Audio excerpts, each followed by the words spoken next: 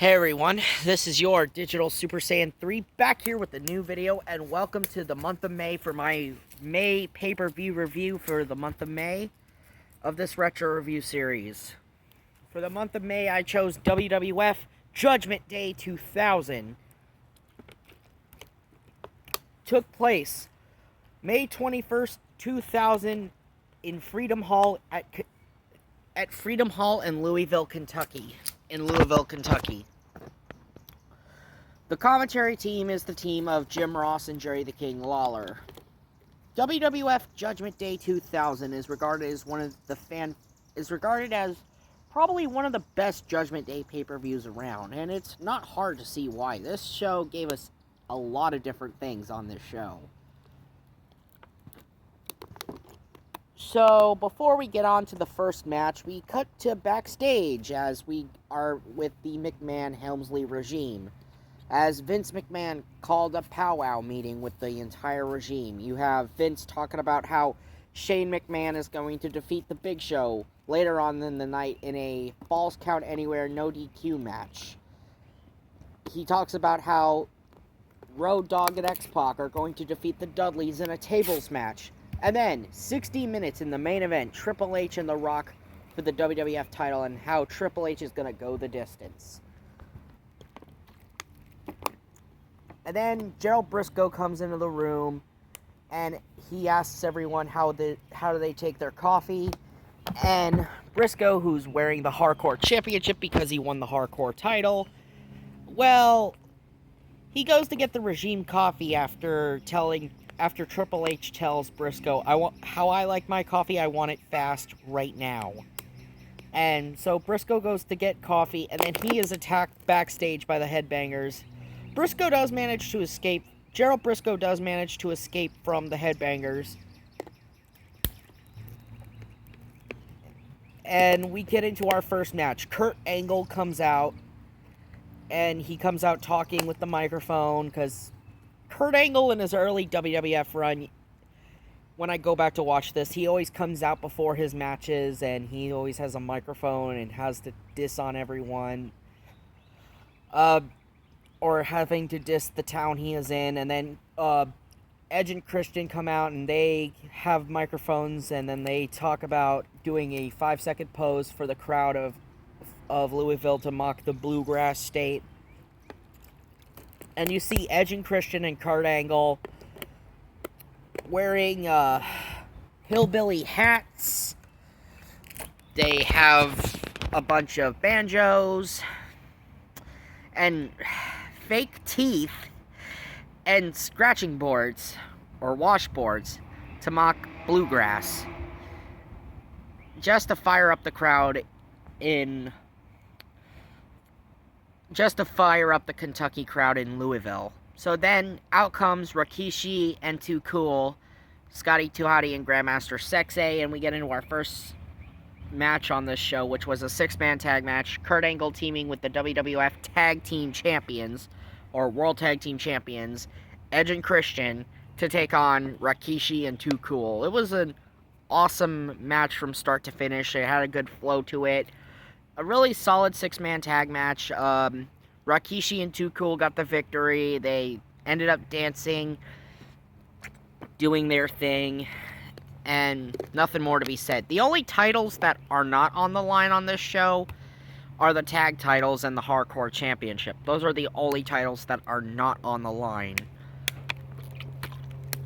on this show.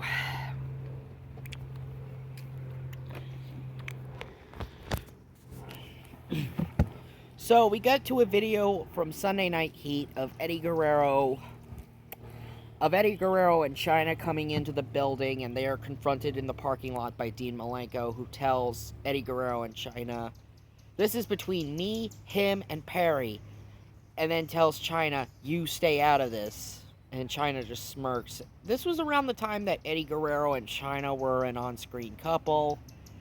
And then we get into our next match, which is a triple threat match for the WWF European Championship, as the champion Eddie Guerrero comes out with Chyna to take on Perry Saturn and Dean Malenko, who is the light heavyweight championship, or who's holding the light heavyweight title. this match should have been so good, you know? This match had the potential to be so great. I mean, all three of these guys can work really well. I mean, they showed they could be decent workers, but the match was very short, and the only notable thing that happened in this match was the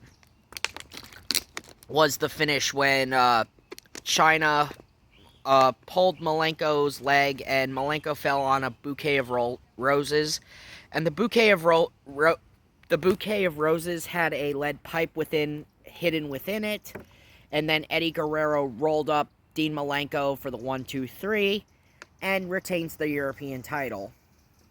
Like I said, this should have been a much better match than it was, but sadly it was not a great match. Next up, we get into our first match featuring a member of the Regime, as we got Shane McMahon taking on The Big Show in a Falls Count Anywhere no disqualification match. This match wasn't all that great. I mean, sure, they would have a much better match a year later at Backlash 01, but this match at Judgment Day was just very forgettable. I mean, yeah, most of what I remember is that the Big Boss Man and Bull Buchanan, Test and Albert and Trish, they all came out to assist Shane.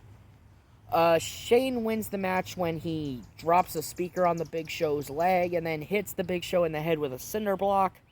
1, 2, 3, Shane McMahon wins, and then they carry the Big Show out on a stretcher, and he's being loaded up into an ambulance, so he leaves the arena in an ambulance. So this is the second pay-per-view in a row where someone has been led into an ambulance.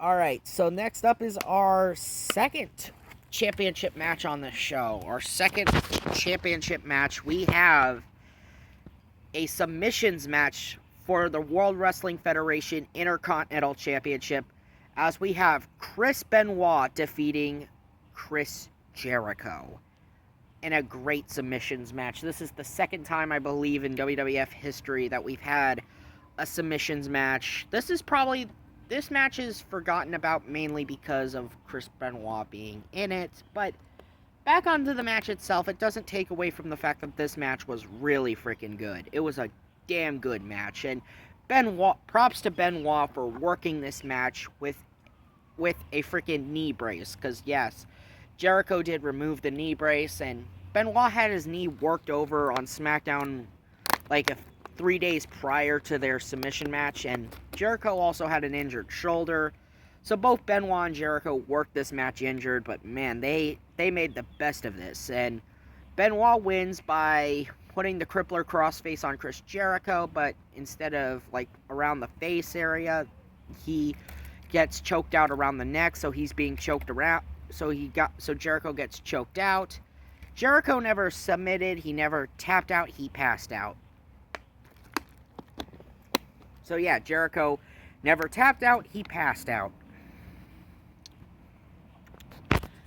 Next up, we get a tag team tables match as DX, Road Dogg, and X-Pac take on the Dudleys in a tables match, in a tag team tables match. The only way to win is both members of each team have to go through a table. And this match was a very fine tables match. I mean, all of these guys went through tables, and right as Tori was about to go through a table, Gerald Briscoe came out, who was the hardcore champion again. And, you know, he prevents Tori from going through a table. And because of that, X-Pac does the X Factor off the top rope, putting Bubba through the table, giving DX the win. So DX, Road Dogg, and X-Pac of the Regime win their match. So that's two matches where a Regime member has won their match. Oh, and speaking of Gerald Briscoe, he then gets 3D'd through a table by the Dudleys after Road Dogg, X-Pac, and Tori left Briscoe behind. And Briscoe, he gets attacked by the Dudleys because he screwed the Dudleys out of their victory.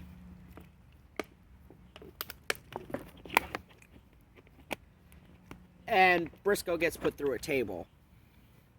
So yeah, I forgot to mention all throughout the night, speaking of Briscoe, he had been running around through the locker room with the Hardcore Championship.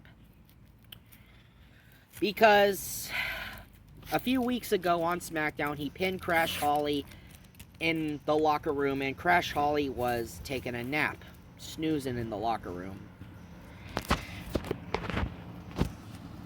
Next up, we get into our main event for the WWF Championship, a 60-minute Iron Man match, as The Rock defends the WWF Championship against Triple H, with special guest referee Triple H's best friend, Shawn Michaels. Now, you have Shawn Michaels, who made himself the special guest referee, who put himself as the special guest referee in this match, and this was a damn good Iron Man match. Like, this was what you'd expect the Attitude Era style to be like. You have a lot of different ways that falls were accumulated in this match. You had finishers being applied. You had Triple H getting a pinfall from a pile driver of Triple H pile driving The Rock.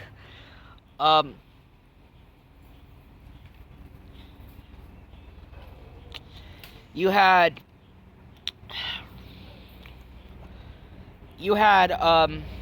disqualifications even being landed for victories. Both Rock and Triple H did get bloodied. They got brutalized. The match ends when Vince McMahon, Shane McMahon, and the rest of the regime come out to help Triple H, even though Triple H earlier on sent the entire rest of the regime back to the locker room before the match actually started. So, and while Triple H has the lead on The Rock, and right as The Rock might have won this match, and just as things look bad for the WWF champion The Rock, The Undertaker makes his grand return, and he takes out the regime, kicking regime ass left and right. And then Shawn Michaels sees The Undertaker tombstone Triple H, thus giving Triple H the final win, the final score being 6-5. Triple H winning by 1 point of this Iron Man match. As regulation came to an end, Triple H had just became the new World Wrestling Federation champion. So, final thoughts of this Judgment Day. Judgment Day 2000 was a very interesting and very well put together show. It was definitely better than the second time I watched it. I guess I probably might plan to watch it again someday in the future, but anyway, yeah. This isn't the only time I'm going to be doing another Attitude Era pay-per-view, because coming this June is King of the Ring 1998. So stick around for the King of the Ring 1998 review. Anyway, this has been your Digital Super Saiyan 3, and I'll see you next time. See ya!